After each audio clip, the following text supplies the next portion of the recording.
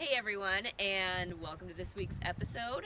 As you can see, I'm not alone today. I am with the very, very talented OM ambassador, Emilie Talpin. Talpin? You did right? That works? As you can see, she's French, so she has a beautiful French last name. I assume Talpin is her last That's French. true. Talpin in French, but Talpin, I do it the American way now. I think it's easier for everybody. I butchered it, but hey, yeah, that's my American accent. All right, well, we are going to talk a little bit about Emilie, some of the work she does, and I think she's going to give us a few tips today, so stay tuned.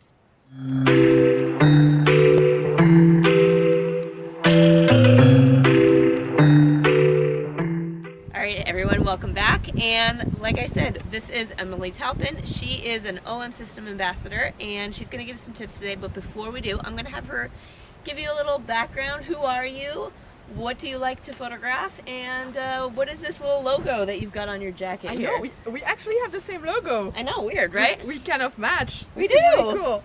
Well, that's the logo of Wildside Nature Tour because both Jennifer and I work for Wildside Nature Tour, and we are two leaders. So Jennifer, you have so many amazing tours that you're offering. I want to go to the one you do in Texas with all the bonnets, the flowers. Oh my God, that looks so amazing. Show me photos. I just sign up for a tour. Grand Teton, you do so many amazing tours. I'm just starting, so I have one in New Hampshire in actually August with Lisa Kuchara, another OM system ambassador who also works for Wildside Nature Tours. And I will have one in France for birding very, very soon. Oh. I know, I'm actually, as you said, from France. I've been living in the US for 20 years. I'm fairly new to photography. I started in 2018, so not that long ago. I just fell in love with photography, going back to my roots because I grew up in Chalon-sur-Saône, where photography was invented by Nice Forniapes. Wow. I know, You know. right? So I thought, Didn't know okay, that. I better go back to my origin, and I just fell in love with macro photography and now birding. And right now we are at the biggest week in Ohio, and I am learning a lot from the Wildside crew. We've been shooting together this morning and having so much fun. And yeah, I'm trying to do my best, and I'm really, really lucky to have amazing friends and professional photographers like you, Lee, Dawn, Bender, Kevin, I mean, name them. So yes, I'm having a blast. Awesome. Okay, I have to ask, the French tour, I assume we're going to be drinking wine, eating some French cheese.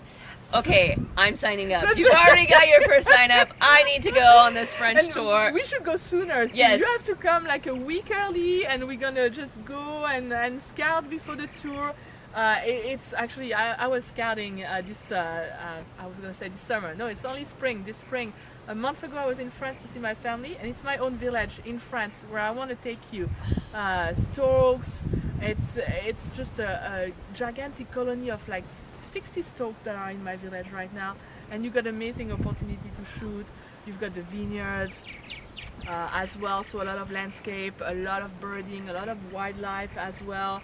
I think it's going to be a really fun tour, so I hope you come and visit me. Even if you're not, sign up for the tour, you have to come and visit me early. Yes, I'm there. I'm there.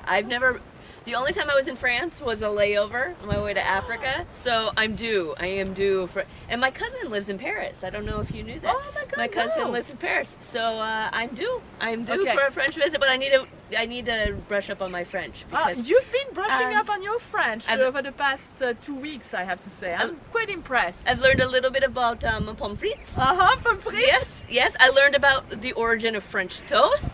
Yes. Yeah, so I'm ready. I'm ready for my French tour. I think French people would love you. They would be so happy. And then Yes. I will take you to the photography museum. Oh, You will love it. that would be amazing. Yes. And it's free. The Oh, photographer- what? Okay, I'm there. I am there. Okay, so we talked about you being an OM system ambassador. What does that even mean? Okay, so I shoot Nikon. I was a Canon photographer for a long time. I switched to Nikon back in 2018 because of the D850. Oh, I yes. love the Z series.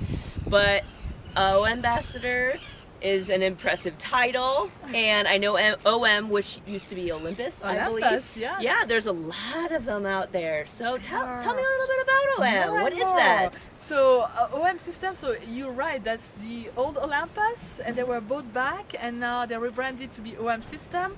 And the idea, it's all about nature. It's all about going out there, and it's light compact cameras. And it's a macro four first system, so you have a smaller sensor, and it works so well for bird photography, macro photography, because those cameras are so small. I have a camera, it fits in my pocket. Wow. And it takes amazing photos. So for me, I like to be very flexible, very mobile. I can't carry the things that to carry. It's heavy. The Z9, I love the Z9. It's an amazing camera. Oh, that thing is just incredible. It is heavy. I've gotten some biceps. I know, you really need to start doing some push-ups, hitting the gym, doing some arm days to be able to handle the Z9. I'm not gonna lie, I was so excited when I got it, and Nikon, being a Nikon Professional, they let me borrow it before I got it. It's what sold me. I was really nervous. I'm like, I don't know. And I showed up and I was like, this thing's a monster. It's so heavy. But I do love it. It works super good. Yes. But the OM systems are light. So light. It's light. It's a camera that I can just carry with me, and I have it all the time. So that's something that really attracting me to the brand, and the focus stacking for macro. They have a lot of features that I haven't found in other cameras. That's why I moved to that system after my first year of photography, and my level of photography really improved because I was with my camera all the time. And I don't want to feel like I'm selling the brand, because it's just I love this brand so much, and I loved it before I was an ambassador, and the best camera I think is the one that you have in your hand. And so for me, I know I can't carry heavy gear, but I want to have great equipment, and I know I can rely on my gear. So OM system just fit the bill. It's perfect for me. I can't see myself anywhere. But I know a lot of friends like you. Nikon is perfect. Canon is perfect for certain shooters. Sony, Fuji, Leica, name it. The best camera is the one that you feel comfortable with shooting for all different reasons. We all shoot different things, and we have different ways of shooting. Exactly. So Nikon Professional, they have different levels. They have ambassadors. They also just started a program a couple of days ago. I was just reading it.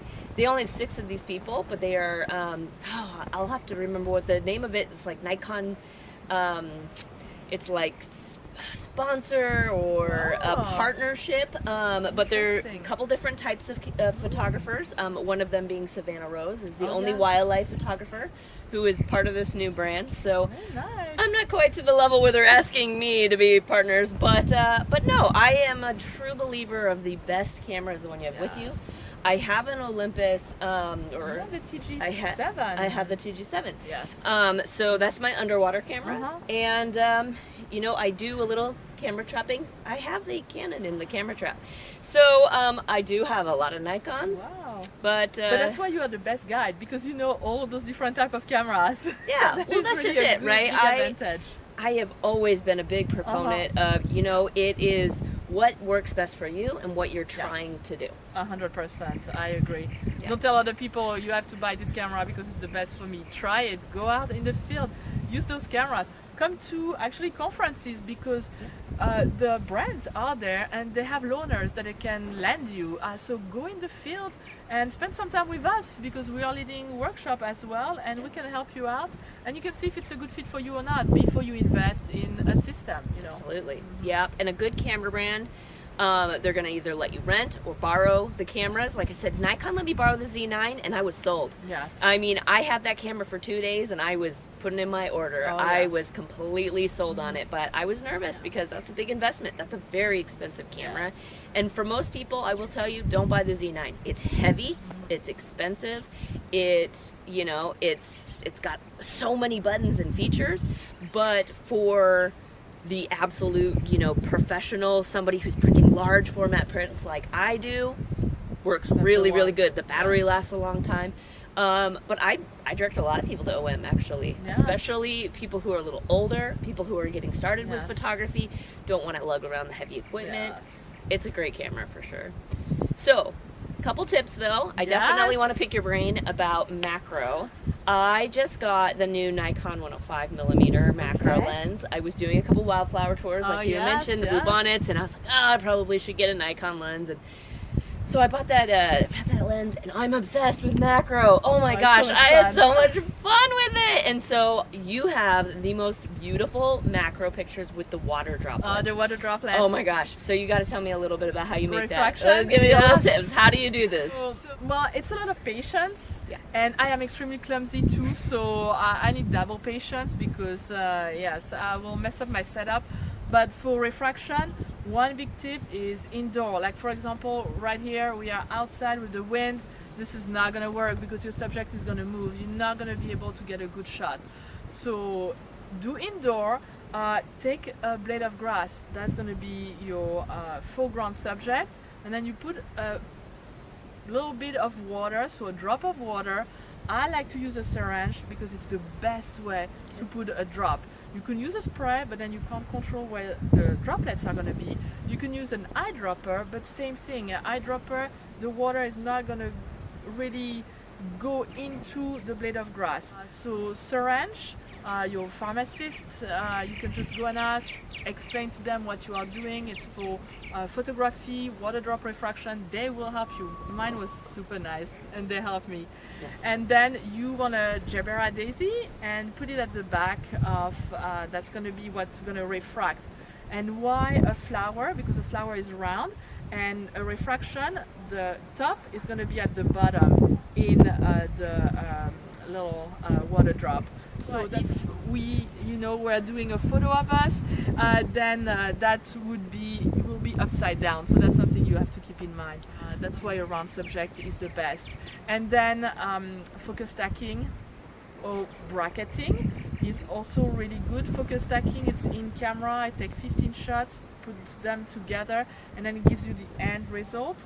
Or bracketing, your camera will take, I think, maybe with the Nikon you do that, but I can't remember how many you can do. With my system, I can do 999, which is a lot. That's way too many. That's a lot. That's a lot. So I use focus stacking, 15 images, and then the focus will move. So my camera will do all the work for me. I love to have a camera that does the work for me. Who doesn't? I know, and at the end I got a JPEG, and breaking news, JPEG are great. The JPEG that I use, most of my photos for refraction are JPEG. I tweak them a little bit, but the end result is pretty close to what I have on in camera, which is really nice.